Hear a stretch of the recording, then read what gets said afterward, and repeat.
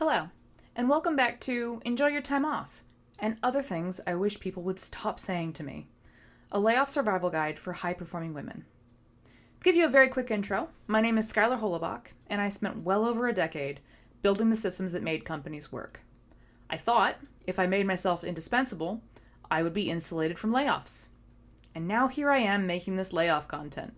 So, let's get into it. Today's bad platitude is, well, at least work isn't everything. And yes, I agree with that. Sort of. I have actually spent a significant chunk of my career trying to argue people into having better boundaries with work. I believe very firmly that work should not be the sum total of your life. But there is a massive difference between choosing to have a healthy relationship with work and having it vanish overnight. One of those is a boundary, and we love boundaries. The other is the void, and we're not super fond of the void. I want to tell you what happened to me the first week after I got laid off, because I feel like most people sort of gracefully glide over this part. But to paint you my picture, I had not been unemployed since I was 16 years old. I went from high school jobs to college jobs to Pardot, Salesforce, Socket Labs, only with very small, extremely strategic gaps in between. I worked incredibly hard to get where I was, and I was proud of what I'd built. And when that got ripped away from me, I didn't just feel sad. I felt like someone had ripped a hole in my chest. Like the part of me that knew how to be a person was somehow gone. Here's the thing I didn't understand until it happened to me. My job wasn't just my job. My job was the scaffolding upon which the rest of my life was built. I had to wake up at a certain time. I had to eat lunch at a certain time. The dishes and the laundry had to be done around my work schedule. I had deadlines and meetings and people who were waiting on me at work, and all of this really added up to something I thought created and looked like a functioning adult life. And as someone with ADHD, that was really meaningful. It was important to me to have that external structure and have that external pressure so that I could do the rest of my life. I had enough external pressure in that job that I had forgotten that I had ADHD. I didn't need to be on meds because there was so much else happening. And then that job disappeared, and I couldn't do anything. I was waking up at random, who cared hours. I couldn't do the laundry or the dishes. I had all the time in the world, and I couldn't do a single thing with it. Because the structure that had been forcing me into something vaguely human-shaped since I was able to drive was gone. And I just sort of broke. I broke to the point where I had to get back on my ADHD meds, which is fine. But if you find that you have that experience, that's perfectly normal and relatable.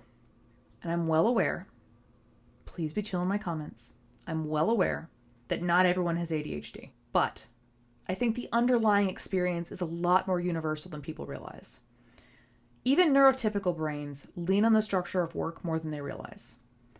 It just tends to hit some of us like a freight train that derails the rest of our lives for a while. And then there's the social part, which is its own special kind of hell. Someone asks you at a party, hey, so what do you do? And you just kind of stall. I remember getting asked this, and I answered that I was gainfully unemployed, which was my brain just mashing words together in the moment. Because the answer I could have given would have been something along the lines of, I don't know what I do anymore. I used to know, and I was really good at it. And now here I am, standing in your kitchen, trying to pet your dog, and also trying not to cry. But that's not a cool thing to say at parties, so gainfully unemployed was what I said. Now, according to my very scientific research of high-performing friends, layoffs tend to hit high-performing women the hardest, because we don't simply do our jobs. We over-identify with them. We make them the proof that we earned our seat, that we weren't given anything that we didn't work hard for. Every shipped product, every crisis we solved, every team we turned around becomes evidence in this case that we're building to prove that we deserve to be there. And then one day, the company makes a business decision, and it feels like all of that evidence gets thrown out. Not because it wasn't valid, and absolutely not because you weren't good at your job. You were. It's just because somebody needed a number to go down on some spreadsheet somewhere, and your salary happened to be the perfect number. So now you're sitting at your desk at 10 a.m. on a Tuesday, and you have to answer the question you haven't had to answer possibly ever.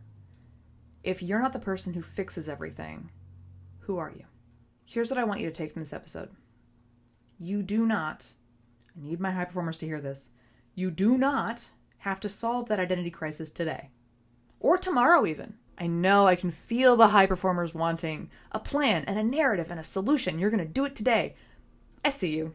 I get it. Been there. That instinct made you incredibly good at your job. But it's also going to make this a lot harder because it is so slow. Because we as high performers live in urgency. We live in getting things done. We live in accomplishing and solving and planning. And that is not what this time frame is. I'm so sorry, but it's not. So you have to learn to slow down. If you really want some homework, the thing I'm going to ask you to do is going to suck, but you should do it anyway. I need you to say something to the effect of, I'm having an identity crisis because I built too much of myself around my job, and now I don't really know who I am. And that's not going to be a fun thing to say. It's really not. And I am aware this builds on episode 1. There's a reason these are done in a specific sequence. We have to break it down before we can build things back up. We will rebuild throughout the series, I promise. But as they say in therapy circles, you have to name it to tame it. And naming it is awful, but it does eventually help. Because here's what I learned the hard way, possibly the hardest way, because I love overachieving on everything, including making things difficult for myself. You can't rebuild something you won't admit is broken. And admitting it feels terrible. But the alternative is spending the next however many months performing fine while actually falling apart.